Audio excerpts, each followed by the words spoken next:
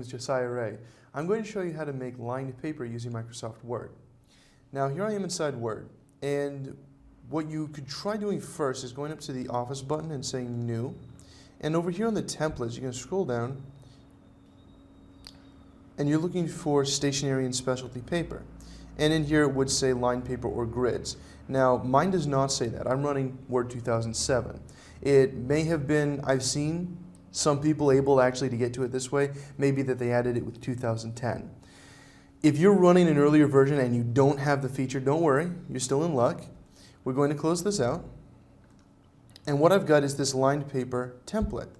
And I went to a website just called linedpaper.com, I believe it was, and they get a whole bunch of templates for lined paper and graph paper and that kind of stuff. And so I've downloaded this template that they created for people to download and use. So if we open it up, there you go. You've got a lined paper totally formatted and ready to go in Word that you can print off at will.